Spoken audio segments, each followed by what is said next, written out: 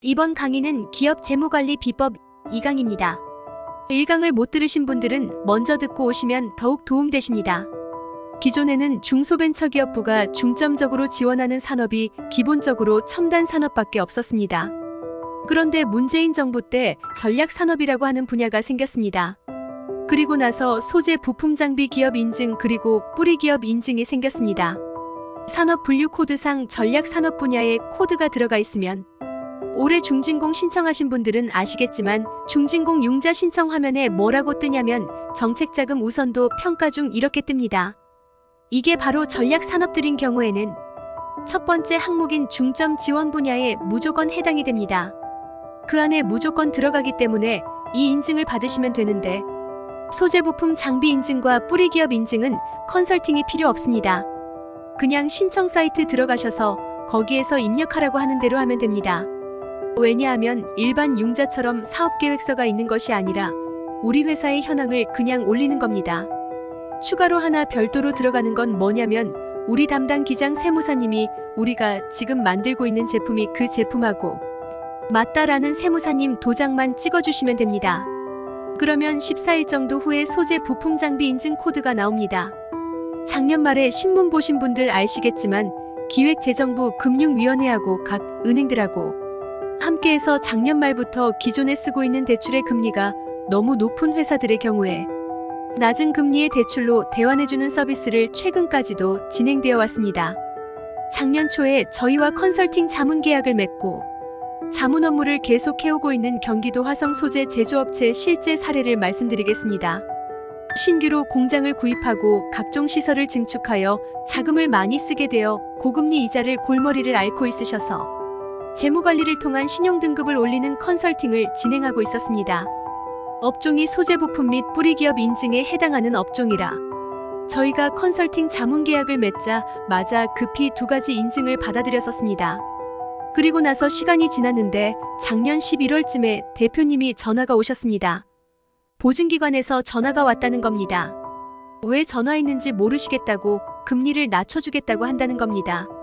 믿어도 되는 건지 의심스러워서 확인해보라고 저희에게 전화를 주신 것입니다. 일반적으로는 보증기관이나 은행에서 금리 깎아주겠다고 영업하려고 전화하는 경우는 거의 없습니다. 대부분 저희 같은 컨설팅하는 기관들의 전화가 많습니다. 그래서 대표님께 컨설팅 회사 같은데요? 라고 했더니 아닌 것 같다는 겁니다. 그래서 일단 자료 보내주시라고 말씀드리고 자료를 받아봤더니 그리고 담당자 연락처가 있길래 전화를 해봤더니 보증기관에서 전화가 온 게 맞는 겁니다. 그런데 그때는 저희도 금융위원회 자금이 있는지 모른 상태였습니다. 그때는 신문에도 안 나오고 보증기관에서 내부적으로 집행했기 때문에 대부분 업체들이 모르는 상태라서 보증기관 직원에게 물어봤습니다. 그런데 왜 저희 회사에 전화하셔서 금리를 낮춰주겠다고 하셨는지요? 하고 보증기관 직원에게 문의드렸더니 관내에 소재 부품 장비 인증을 받은 기업부터 우선해서 찾고 있다는 겁니다. 결과적으로 1.5% 정도 금리를 낮춰줬습니다. 금리 1.5% 정도 대출액이 33억이니까 연간 이자 5천만 원 정도 이자가 세이브된 겁니다. 10년이면 5억 원이 세이브된 것입니다. 대표님이 너무 고맙다고 한턱 쏘셨습니다.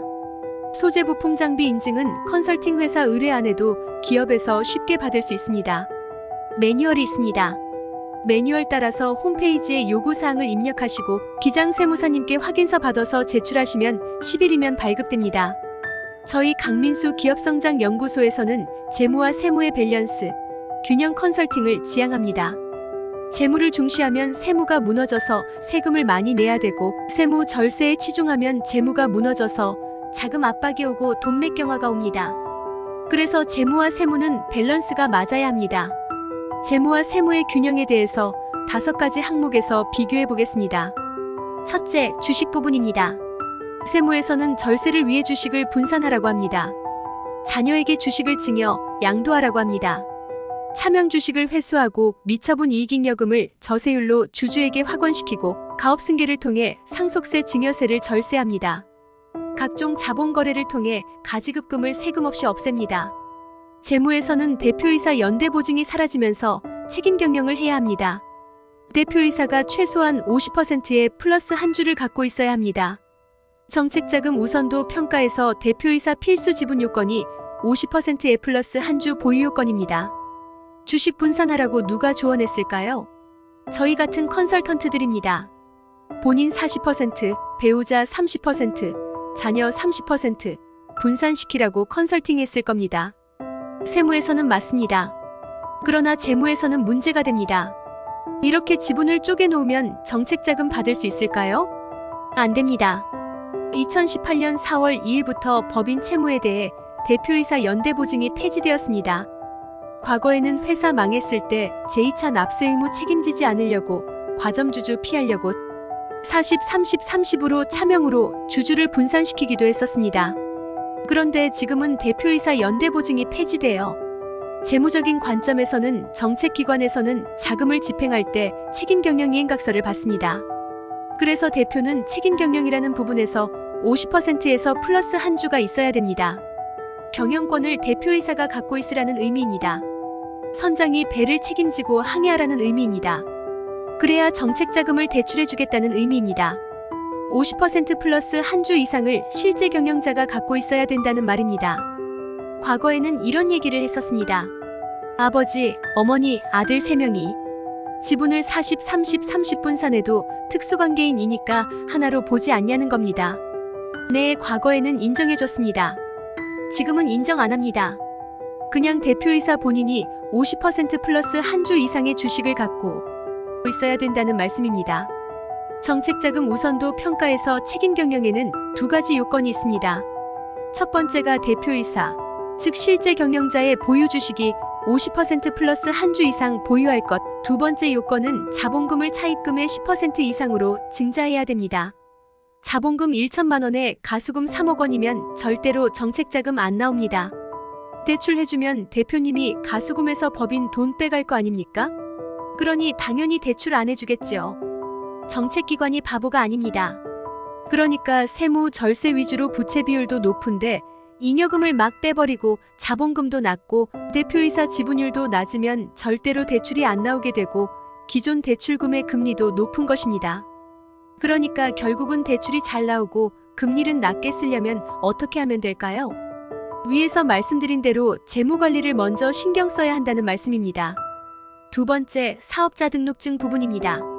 세무에서는 업종 분류 코드에 따라서 도매업이냐, 제조업이냐에 따라서 국세청 과세 기준이 달라집니다. 국세환급 즉 경정 청구를 합니다. 체납 정리를 합니다. 세무조사를 대비합니다. 재무에서는 산업분류 코드가 중요합니다. 산업분류상 첨단산업인지 전략산업인지 유망산업인지에 따라 정부 지원 대상 여부가 달라집니다. 재무평가의 기초가 됩니다. 재무에서는 내 회사가 산업분류 코드 상 어느 업종에 들어가는지를 늘 체크해보고 계셔야 됩니다. 정권에 따라 주력으로 지원하는 업종이 있습니다. 박근혜 정부 때는요, 친환경 업종을 주력으로 지원하였고 문재인 정부 때는 소재 부품 장비 업종을 주력으로 지원하였습니다. 소재 부품 장비 업종, 소부장이라고 하죠. 당시 삼성 이재용 부회장이 일본 막 날아가고 했던 거 기억하시죠? 그게 바로 소재 부품입니다. 그때 반도체 닦는 불소 그게 일본에서 전량 수입하고 있었는데 일본에서 수출을 제한해버리는 바람에 국가적으로 난리가 났었죠. 그걸 반도체 산업 전 세계 1위를 달리는 우리나라가 반도체 장비를 닦는 불소가 없어서 결국에 일본까지 쫓아갔는데 일본이 안 졌죠. 그래서 어떻게 됐었나요? 한국에서 그걸 하고 있는 기업을 찾았죠. 그래서 그 기업을 삼성 쪽으로 데리고 와서 키워줬었습니다. 정권이 바뀌면서 윤석열 정부는 뿌리 기업을 주력으로 지원하고 있습니다. 그래서 그때 기껏 데리고 왔던 한국의 기업을 다시 보내버렸습니다. 다시 일본 거 쓰고 있다고 합니다.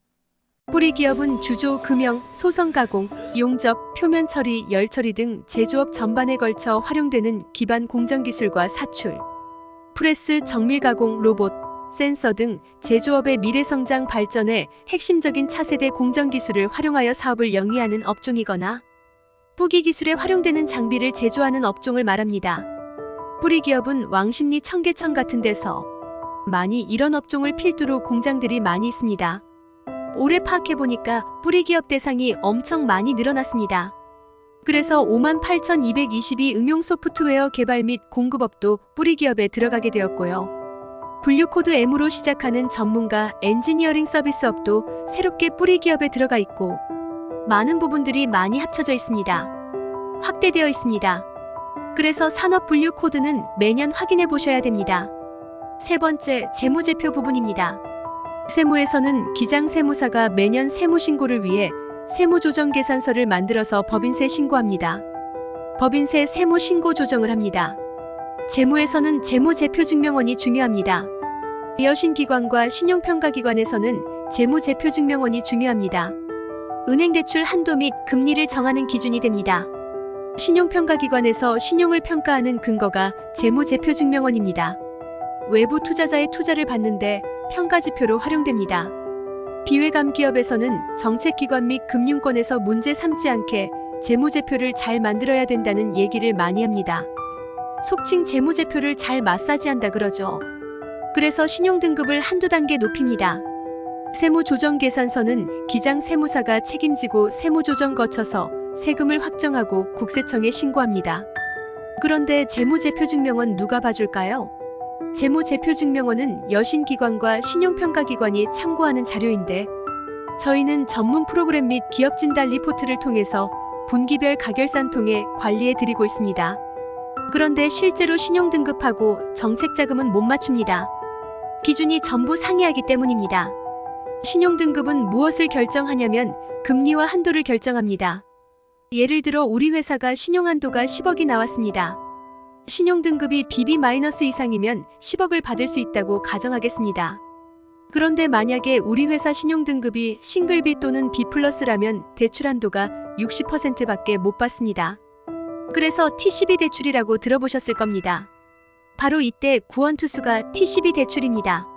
원래 우리 회사가 신용등급이 낮아서 한도가 60%밖에 못 받을 상황인데 신규 특허를 통해서 T12 등급을 T1부터 T10 등급 중에서 T4 정도의 등급을 받으면 신용등급을 2등급을 올려주는 겁니다. 그러니까 싱글비를 받았던 기업이 BB-가 되니까 못 받은 한도 40%를 받게 해주는 겁니다. 이걸 T12 대출이라고 은행원들은 얘기하고 있지만 저는 아니라고 얘기합니다. T12는 정식 대출이 아닙니다. 우리가 그냥 안 받아간 거를 도로 찾은 거다라고 보시면 되겠습니다. 금리도 낮춰주고 그래서 특허를 활용하는 거 그런 게라고 알고 계시면 되시겠습니다.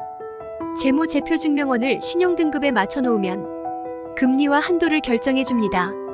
여신재무평가에서 금리와 한도는 신용등급을 보고 결정하는 겁니다. 은행에서도 신용평가회사 자료인 크레탑도 보고 나이스 DNB도 봅니다.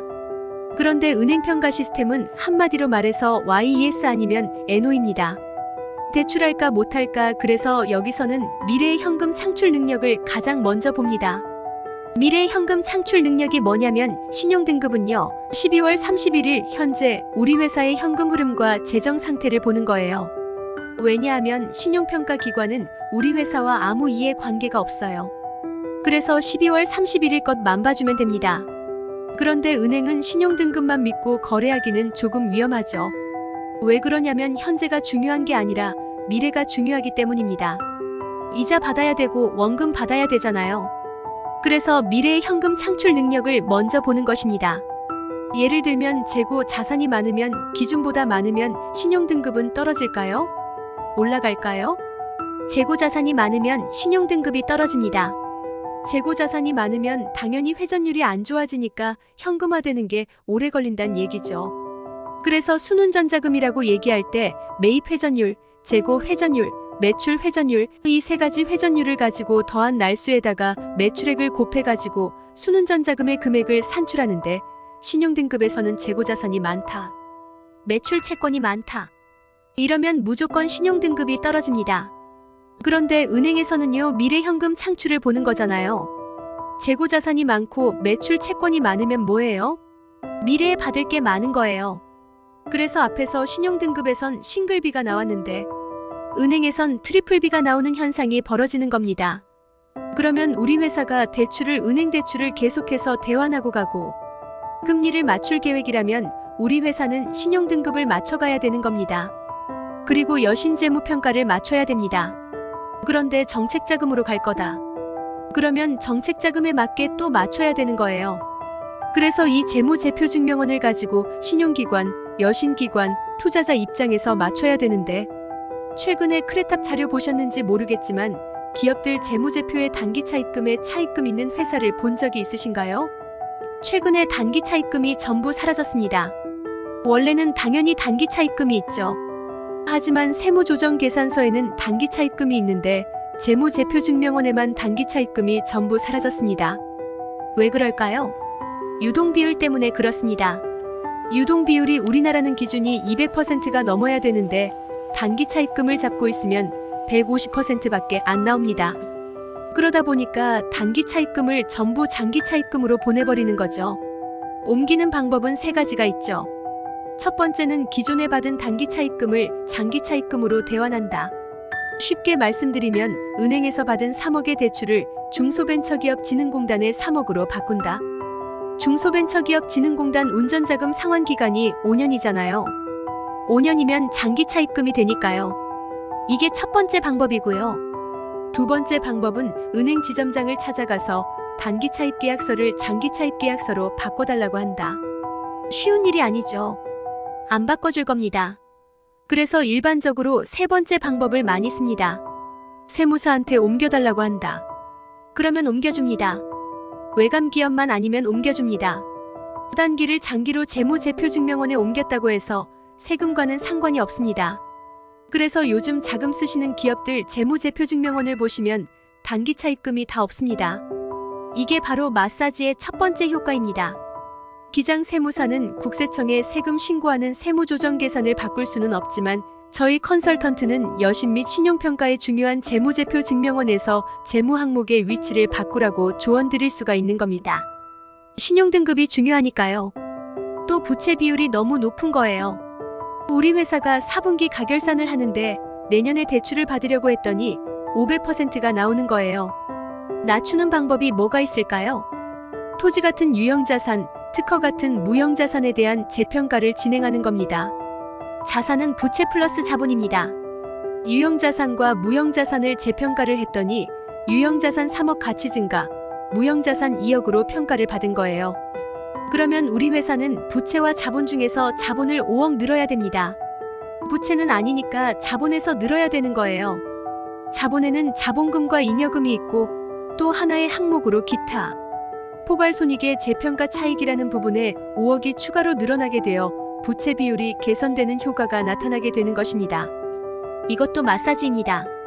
그러니까 이런 것들 지금 말씀드리는 것들을 사전 미팅을 통해서 기업 진단 리포트를 통해서 사전에 인지하고 대표님들께 어떤 항목을 바꾸시고 보완하셔야 재무제표가 좋아지고 자금을 활용하는데 도움이 되는지 사전 진단하는 프로그램이 저희가 대표님들께 제공하는 기업 진단 리포트입니다.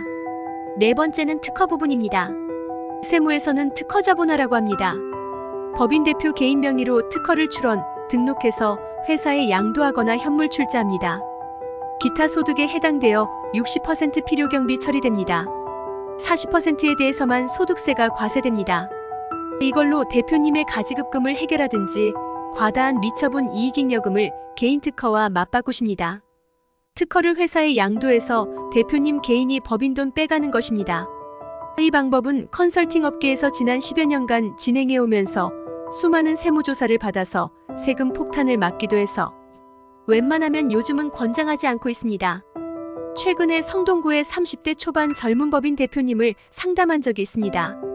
이상한 컨설팅 업체 자문받고 상표권을 회사에 양도하면서 수억 원을 엑시스했다가 바로 세무조사 맞고 가산세 포함 받은 돈을 다 토해내셨습니다. 그분 아주 분통을 터뜨리는 모습이 아직도 눈에 선합니다.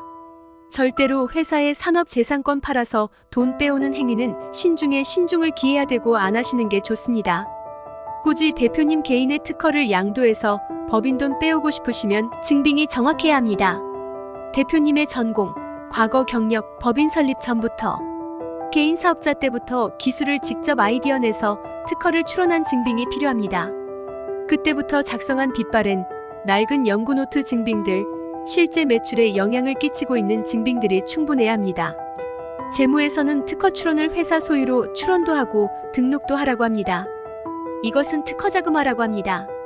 특허를 활용해서 회사의 기술력을 입증하고 특허 등록 관련 정부 지원금을 받을 수 있고 R&D 지원금 신청 시 우대 가점이고 직무 발명 보상 제도를 실시하여 출원 등록 실시 보상금을 비과세로 받고 직무 발명 보상 우수 기업, 성과 공유 기업 인증을 받아서 정부 보조금 사업에 우선적으로 선정될 수 있습니다. 신보나 기보의 특허를 평가받아 IP 담보로 대출을 받을 수도 있습니다. 다섯 번째는 기업 인증 부분입니다. 세무에서는 연구소를 설립해서 연구인력 세액공제 25% 받으라고 합니다. 연구원은 하루 종일 연구에 종사해야 하는데 실제 중소기업의 대부분이 연구만 하는 직원은 많지 않습니다. 최근에 연구소 연구인력 세액공제에 대해서 강도 높은 현장 조사를 통해 세금 폭탄을 맞는 사례가 증가하고 있으니 조심하셔야 됩니다. 재무에서는 연구소는 설립하되 연구인력 세액공제는 받지 않고 기술혁신 인증인 벤처 인증, 이노비즈 인증의 가점 요인으로 활용합니다. 이러한 기술혁신 인증은 한국은행 시의자금 지원에 우대 가점이 있고 정책자금 우선도 평가에서 가점으로 작용합니다. 그 다음에 특허를 가지고 개인 특허를 내라고 하는데 저는 개인적으로 특허를 가지고 무조건 법인 특허로 출원하시라고 합니다. 대표님들께 이런 말씀을 두 가지 말씀을 가끔 드립니다. 하나는 대표님 특허는 한우입니다. 라는 말씀을 드리고요. 또 하나는 대표님 3억짜리 액자를 걸어두셨네요. 라고 말씀을 드립니다. 왜냐하면 특허증을 걸어놓고 있는데 활용할 줄 모르세요. 이 특허가 담보잖아요. 특허가 등록되고 몇 년까지 담보로 쓸 수 있을까요? 등록 후 3년 이내입니다. 저희가 이걸 왜 강조드리냐면 대표님들한테 특허가 담보입니다. 라고 말씀드리고 두 번째 방문을 하면요. 대표님이 활짝 웃는 얼굴 저한테 얘기를 합니다. 친구한테서 특허 사왔다고 하시는 거예요. 그 특허는 못 씁니다. 나한테 온 지 3년 된 거 이건 의미가 없습니다. 신규 특허여야 됩니다. 그런데 대표님이 특허 사왔다고 하시는 거예요. 업무와 연관성도 없고 그런 특허 필요가 없습니다. 무조건 신규 특허를 내셔야 합니다.